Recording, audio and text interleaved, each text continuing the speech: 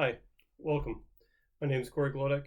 This is CSC 580 and my final project. The project is generating trade signals from a deep Q learning network using time series data. With this project, we focused on using a double deep Q learning network, the main QN and the target, to create stability within the network itself. We're using proper time series data. There are no images. It's just a straight array of time series data, specifically from the S&P 500 index fund. It's an ETF that mimics the S&P 500. Some of you may have heard of it. It's SPIDER or just SPY is the symbol for it. A lot of the features are generated using technical analyses and to generate the technical indicators. And the ultimate goal is to generate trade signals, buy, sell, hold, and go from there. Hopefully to maximize profit. Now the methodology, like I said before, is a deep Q learning network. It's a double network. Input size are 14 features. Wanted to keep it somewhat simplistic or semi-simplistic. Hidden layers, where there's only one hidden layer, and that has a size of 42. And then the output is just 3, buy, sell, hold, in that order. Use a rectified linear unit as the activation for the input in the hidden layer. The output layer went with just linear. Loss and optimizer, didn't really fiddle around with those a whole lot. Just went with the standard mean squared error and atom. Did not have time to continue. Hyperparameters, went with a learning rate of 0.00025. Per the DeepMind paper, indicated that was a more effective learning rate. Gamma went with 0.99, and then epsilon started with a max of 1 and then let it slowly decay away to about 1%. And the initial memory size for the replay memory was 10,000 with batch sizes of 32. Had to process the data. We scraped the data. For the training, we went with the SPY. For the testing, it's VU. It's the Vanguard S&P 500 fund. We had to normalize the data, basically just doing the decimal scaling. The stock prices itself can range between, like, I think for either of these, from like 42 to like 400, and more importantly, the volumes range wildly from a couple 100,000 to almost 1 billion in one day. So probably going to throw a little bit for the neural networks. So the technical indicators that we went with are the standard, the open close volume that were scraped from the data. The rest of them we had to engineer. Change is just the daily change. Bollinger Bands, you use a moving average, and that's divided, or you add plus however many standard deviations and subtract for the upper and the lower band. This is the standard generic Bollinger Band, 20-day moving average, and 2 standard deviations from that, up and down. 52-week high and low, pretty standard. Although this is an approximation. Basically use just the high within the last 250 days and the low within the last 250 days. So technically there might be a little bit of variation, but that's close enough. Moving averages, again, the standard ones, 200-day moving average, 500 or 50, and the 10. And then put in the momentum, and that kind of just gives you the idea of the severity of the momentum over a 10-day window, up, down, flat, positive, negative, single number. Oh, two items that were added is the purchase price and then shares. And shares are 0 or 100. It didn't give it an option, tried to minimize the complexity for this initial.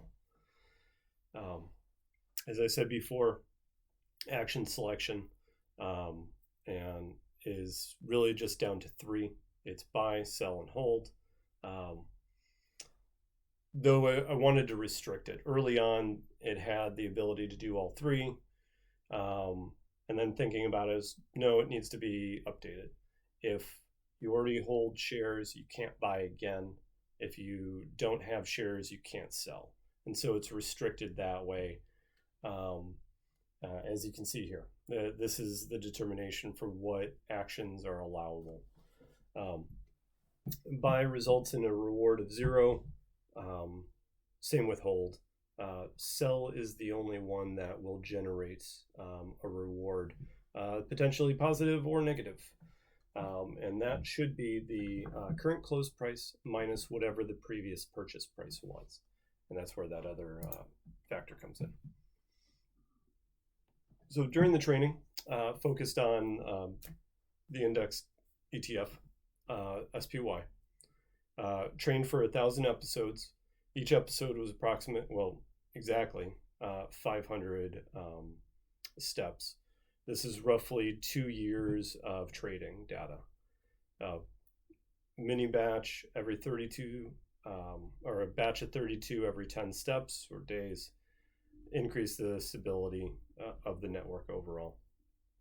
And all this training was run using Google Colab. I went for the pro subscription because I ran into runtime issues and it allows for longer session lengths, which was needed, as an entire run took about 50 hours. A little bit more, significantly more if I didn't catch whenever the session crashed. So that happens. During the model testing, I didn't do this on Colab. I did this just in a regular Jupyter notebook, mostly so I could keep training while fiddling and testing. The testing used an unseen data set, so that's the VU, that's the Vanguard 500 index fund, and testing. I performed the testing at 250, 500, 750, and 1,000 episodes, and just to kind of compare them. Since I was doing multiple tests at different periods of training, I identified a 500 clip section of that trading, of that data set that didn't have a massive rise over that time frame and had some kind of volatility, some ups and downs, and that's what we see here, right? This is a very compared to the rest of the S&P 500 over this particular time period, this is not increasing very much at all, and there are significant troughs and peaks. So figured that might be a good test, and we'll see. The testing also used just the S&P 500. Like if you bought a stock at the beginning and just held it until the end, that's basically the baseline. And so here are the results after 1,000 episodes. We can see that it's mimicking the market completely, like step for step, until right around 380. And then it starts to deviate. And the blue is the agent. You might have noticed that it's labeled bad agent. I'll get to that in a second. That this is where it starts to differentiate. Now, earlier versions had more spread between the two. This convergence was within the last 250 episodes, and I have a feeling that it's learning the model first, and then it's going to start pushing the boundaries and find these areas where it can get a better read. So it's underperforming the market. And the reason for that is during the testing, I realized that the reward function that I had was not rewarding it to maximize profits, but it was rewarding it to maximize losses. So doing the opposite of what I intended. But to that, as you can see, the starting price for this period was 170, end price was 177. Here's the delta, percent change for that time period. The agent returned a loss of 38 cents per share, and 0.23 below market. So hey, it learned how to lose money. Not as effective though. During this testing, as I mentioned, the reward function was found to be returning the incorrect reward. The model was maximizing losses. Fantastic. More importantly, definitely realized that 1,000 episodes wasn't enough. It's going to need significantly more. There are a lot of ideas I've got for that.